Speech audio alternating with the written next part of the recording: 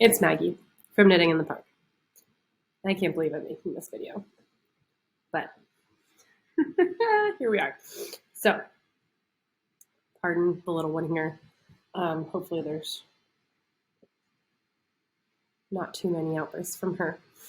So to give a little bit of a frame of reference to this video, I'm teaching myself to sew. You might know me from my knitting videos, and that's great. Hello, nice to see you again. If you're new or just catching this video for the first time, nice to meet you. I'm a mom of two. I work from home, and in those minutes where I'm not working or parenting, I like to knit and create patterns and sell them, and also do tutorials online here. So, teaching myself to sew during the pandemic to give myself a break from knitting so my arms didn't fall off. And I love it. So I'm continuing with it. I'm really, really enjoying it. I don't know a lot of different things. So I buy patterns. Recently I bought one and I just did a pattern review on it. So you can go over to the website knittinginthepark.com and see what I have to say about this dress. I really liked the pattern. And I was really excited when I was reading through. We're trying to do one of those photo recreations where you scroll back through time and find some god-awful, embarrassing photo and recreate it as adults. I have two brothers, an older and a younger, so we're trying to do this, and I can't find a dress. And I wanted to make one anyway. So I got this fabric, super excited, going through, find this pattern. I actually reached out to a sewing group on Facebook, and someone shared this pattern with me. I was so excited. I'm going through, okay, it's got the sizing I need. I think I can do everything or learn the one or two skills that I still need to learn. So I buy it.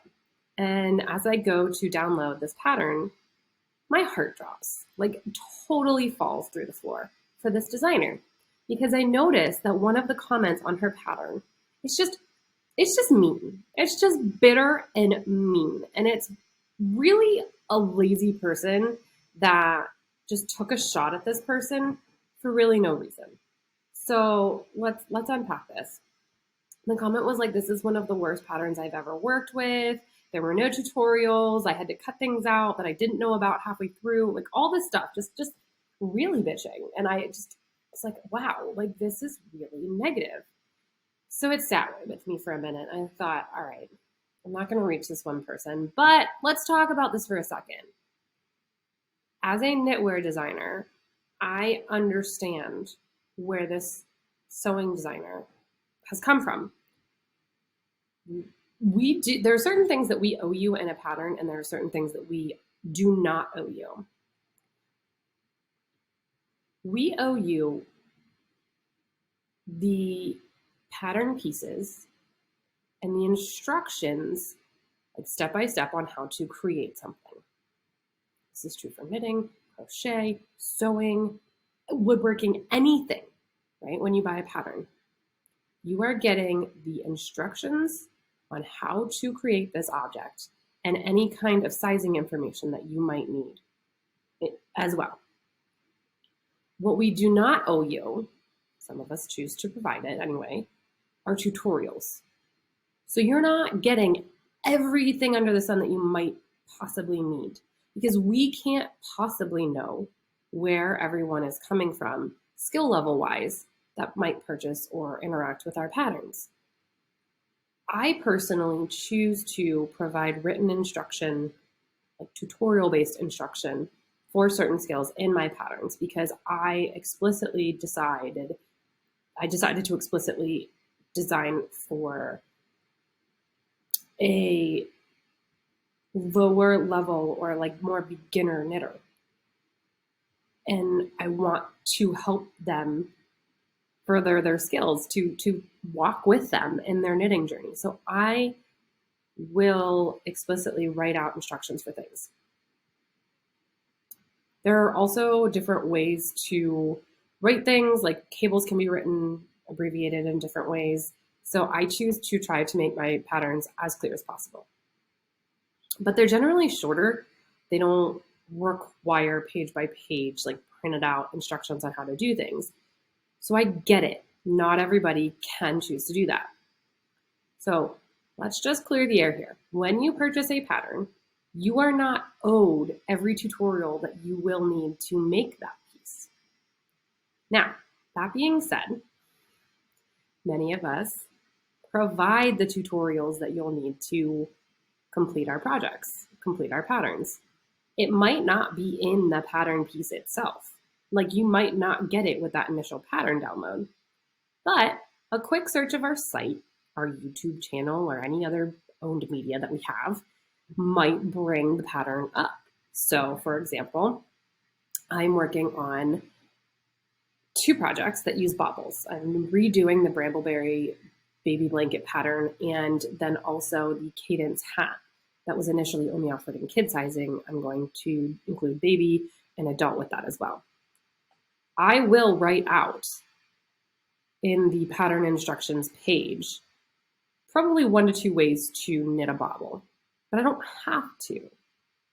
Like I'll give you, the number of increases, like I should give you the number of increases and the number of rows and stuff to create the bauble. But I shouldn't have to give step-by-step instructions on how to make a bauble.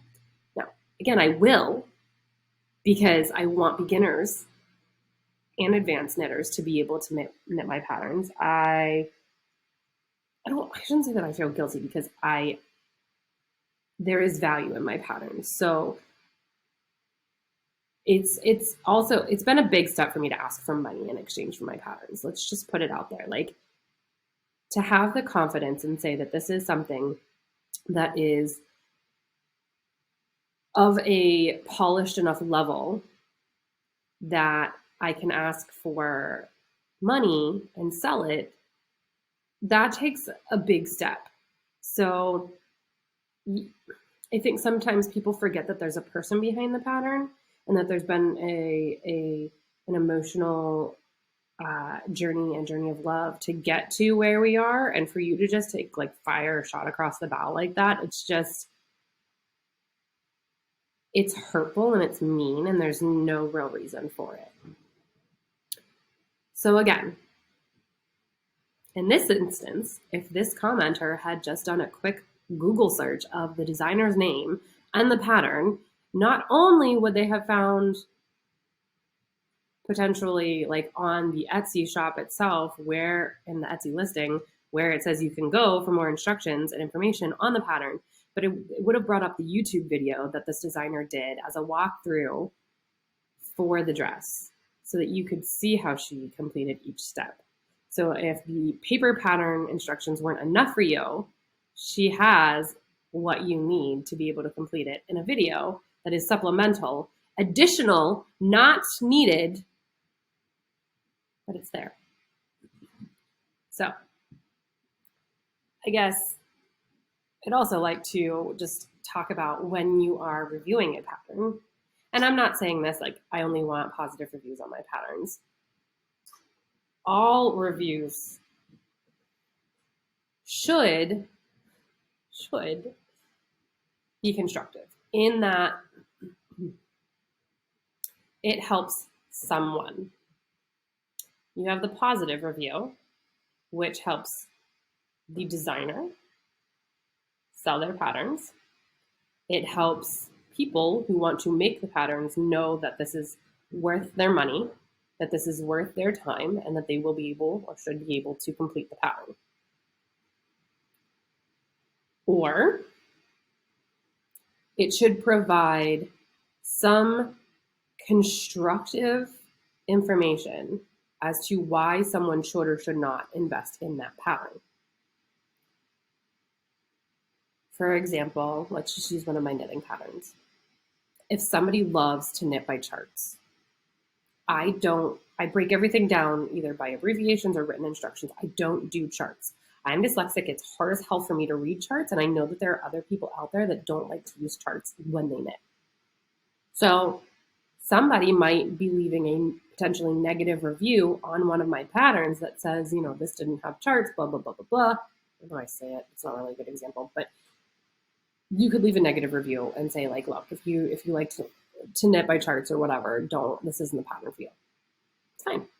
It helps other knitters who come to my page know whether they want to invest in that pattern or not. It helps them. If I get enough of these types of reviews, then maybe I know that even though I don't like to follow them, maybe I need to offer that in my pattern. So it's all around, it's helping, it's providing some kind of constructive feedback. It's not just an emotional negative response shot across the bow. On the flip side, even the positive comments, I don't care how much you love my patterns. I would love for you to say why it was a great pattern, why it's worth the money, what specifically about this pattern was enjoyable. Lets me know what I need to continue to include in future patterns. It lets me know what was important to you, but it also helps people who are debating whether to purchase my pattern or somebody else's pattern, what the difference is. It's just not let's compare the number of positive reviews, right? Somebody might be paying to have ads run to their Etsy account so they have more downloads and they have more people potentially leaving reviews. But just stars and likes aren't enough. Let's get constructive and say, what about that pattern was so great? So that if people are comparing, it's not just popularity contest. It's, oh, okay, this one thing strikes a chord with that person, and I know that it will strike a chord with me too. All right. That was 11 and a half minutes of me on my soapbox. But I get so sick and tired of these keyboard warriors, like bridge trolls that just feel safe enough to make negative comments because they're hiding behind a computer screen or a keyboard. There are real people at the end, at the other side of this transaction that you are either helping or hurting. And I'm not even talking about financially. Like, I'm not even saying like, it's one thing if we miss out on sales.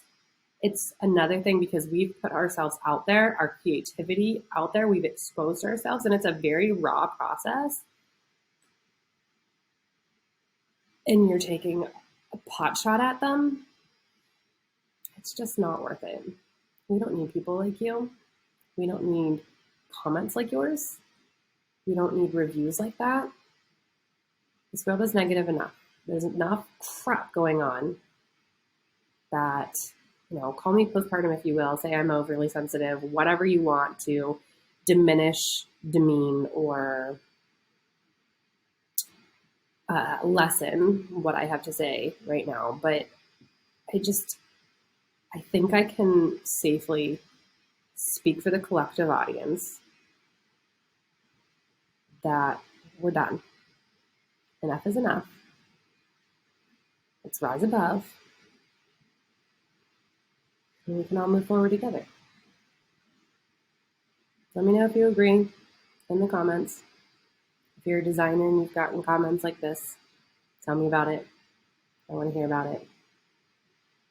I want to potentially try to help lift you up. If you are thinking about designing patterns and selling them or selling your works, but you're worried about stuff like this happening, let me know. I'd love to talk to you. I'd love to help you if I can in any way, shape, or form. Because I personally don't worry that much about competition. I'm a firm believer in the adage that a rising tide lifts all boats. And if we can help each other, it's just making the world a better place. It's offering more patterns to get more people knitting. It's getting people to indie pattern makers instead of going to some of the larger companies and not finding as cool creative patterns to work with. It's just all positive. It's all good. So I hope I get to meet you. I hope I get to talk to you. I hope I get to know you a little bit more. Thank you for listening to me rant. Again, my name is Maggie. I am from knittinginthepark.com. I'm on Instagram at momspearls, if that's your jam, PURLS, obviously the knitting term. Yeah, let's get in touch. Let's spread positive comments instead.